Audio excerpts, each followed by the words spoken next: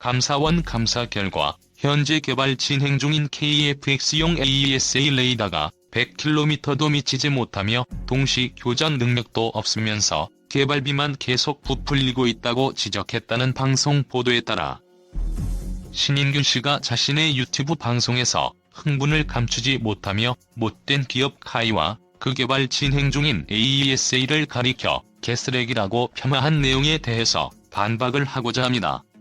먼저 사실관계가 정확한지 알 수 없습니다. 왜냐하면 실제 사실이 보도 내용대로라면 대단히 큰 문제로서 사업 자체를 폐지하든지 대안을 마련해서 전체적인 방향 수정을 하지 않으면 기존 F4 수준의 항공기나 다를 바가 없어지기 때문입니다. 그러나 감사원의 지적은 그대로 끝난 게 아니라 개발자들의 반박이 격심하여 그렇게 결론 내린 것이 아니었다는 점입니다. 개발자들은 그렇지 않다는데 감사원은 현재 기초적인 샘플들의 시흔만 보고서 판단했다는 점입니다. 물론 감사원의 연구 개발 경력을 가진 엔지니어 출신들이 있을 것 같지 않습니다. 그들은 기술 개발이라는 것 자체를 이해하고 있다는 생각이 들지 않습니다. 들리는 말에 의하면 발표하지도 않은 내용을 특정 기자들이 인터셉트해서 기사를 작성했다는 말이 있습니다. 물론 신인균 씨는 방송 보도 내용만 가지고 그게 사실일 거라고 믿은 것 같습니다. 그리고 평소에 지론이었던 KF-X 개발 반대론을 다시 거론한 것일 겁니다. 그러나 신인균 씨의 비난은 도가 지나쳤습니다. 그는 카이를 공기업이라고 하는데 그것도 오류이지만 그는 기본적으로 카이라는 회사를 악덕 기업으로 보고 있다는 느낌을 받았습니다. 물론 나도 해병대 공격 헬기를 마리논을 이용해서 개발하는 것은 반대이지만 그렇다고 카이를 악덕 기업으로 생각하고 있지 않습니다. 신인균 씨를 잘 보면 카이가 만들려고 하는 모든 무기에 대해 원색적인 비난을 퍼붓는 사람입니다. 소형 무장 헬기에 대한 독설도 극심하고 KF-X 프로젝트도 탐탁하지 않는 것입니다. 신인균 씨는 무지무지하게 좋은 무기에 대한 선호도가 커서 국산 개발 회사 자체가 마음에 들지 않는 것 같습니다. 그는 인도가 대공지상 무기를 선정했을 때에도 인도가 러시아제 판치러를 제외하고 한국의 비호 복합을 선정했을 때 도대체 이해할 수 없는 결정이라고 일갈한 적도 있었던 사람입니다. 다만 그의 독설은 지나친 감이 있습니다. 많은 국내 연구 개발자들이 밤을 새워가면서 만드는 물건을 보고 개쓰레기 운운하는 것은 인성의 문제가 아닐까 생각합니다. 저는 원래 연구 개발자 출신이라서 그런지 이런 말을 들으면 마음이 많이 아픕니다. 우리가 잘 나가는 분야의 연구 개발자들은 아주 환경이 좋습니다. 가령 현재 시점에서 반도체 개발이나 스마트폰 개발자들은 가오를 펴면서 살 수 있지요. 그러나 삼성전자가 1985년에 반도체를 개발한다고 나섰을 때 연구 개발자들의 마음은 어땠을까요? 지금 카이의 연구 개발자들과 비슷합니다. 법대 출신, 경영학과 출신, 재무 출신, 정치학과 출신 타 분야 임원들이 비아냥거리는 소리를 들으면서 일합니다. 우리가 개발한 제품이라고 하면 소비자들 누가 사주겠나?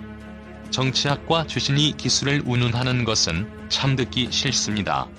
기술이 뭔지나 알까요? 신인균 씨는 카이와 협력 업체들이 AESA 개발을 하면서 계속 증액되는 것을 보고 그들을 마치 사기꾼이나 되는 듯이 말하고 있습니다. 내가 아는 한 연구 개발자들은 사기꾼들이 아닙니다. 연구 개발자들은 대개 산 속에서 수양하는 스님하고 비슷합니다. 그들은 세상 물정을 잘 모르는 경우가 많습니다. 대개 그들은 야근과 특근을 밥 먹듯이 합니다. 그들의 연구 중 가장 중요한 것은 실패 이력입니다. 실패 이력이 쌓이면서 기술을 개발하는 것이지요. 처음보다 돈이 좀 더 들고 시간도 더 들어가는 경우가 많습니다.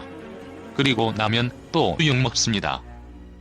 그들은 사기꾼처럼 호도하지는 마시기를 부탁드립니다. 그들 그런 분들 아닙니다. 그분들도 다 좋은 대학 명문 대학 나왔습니다. 그리고 사천이라는 시골에 처박혀 살고 있습니다. 이과를 갔더니 그렇게 되었습니다. 문과를 갔더라면 서울에서 높은 빌딩 사무실에서 넥타이를 메고 일하고 있을 것입니다. 그들을 굳이 폄하하는 것은 아니고 국군 장병의 안전을 위해서 또 전쟁이 일어나면 승리를 하여야 하고 이 모든 것은 바로 우리의 생존권이 달린 안보에 관한 문제라는 것입니다. 그래서 외제 무기를 사오자는 것이지요. 신인균 씨는 이스라엘 공군이 이라크 원전 폭격 작전을 설명한 적이 있습니다. 아주 재미있게 들었습니다. 그때 주목할 만한 것이 F-16이 날아갈 수 있는 거리를 넘어서 타격 목표가 있었다는 것이었습니다. 마게조의 천국인 이스라엘 공군은 F-16 내에 많은 전자 장비 등을 떼어내서 무게를 가볍게 했다는 거지요. 그런데 미제 공군기를 마구 손대는 일은 허용되지 않지요.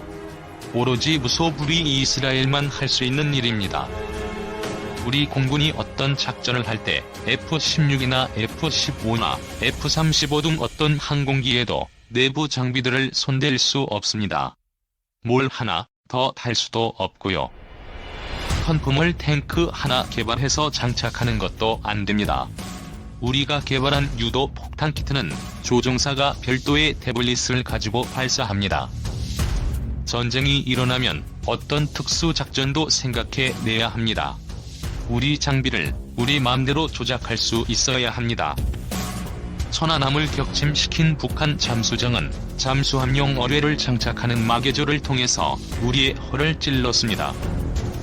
우리 장비를 우리 마음대로 하고 우리 장비를 우리 공장에서 필요할 때마다 만들고 그 부품들을 조달하고 AS 할 수 있어야 합니다.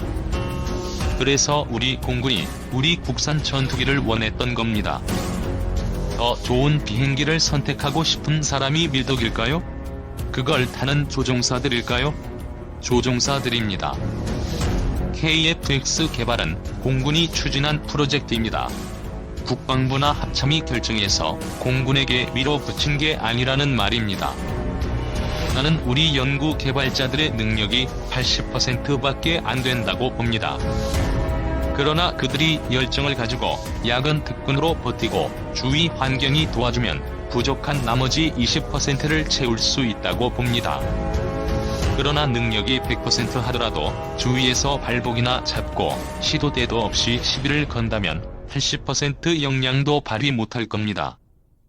KF-X의 순항을 기다리며 그동안 일에 바쁘고 아이디에 문제가 생겨 접속이 안 되는 트러블로 이토록 방에 들어오지 못했습니다.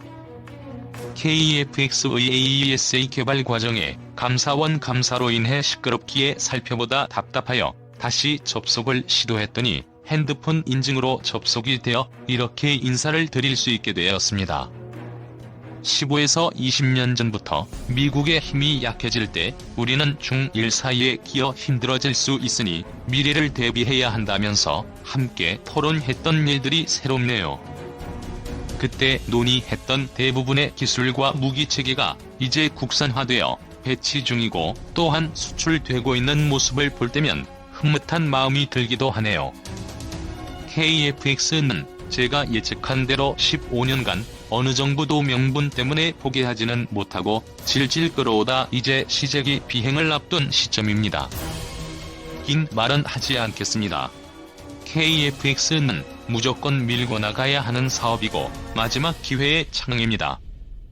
미국도 F-35를 구매할 수 없는 동맹국들에게 제공할 대안이 없기에 한국이 만드는 대안에 대해 직접 경쟁하는 업체가 아니라면 무조건 부정적 입장이지는 않습니다. 현재 앞장서서 비난하는 사람들도 대체로 업체와 이익관계로 얽혀있는 경우가 많기에 무시하고 갈 길을 가면 됩니다.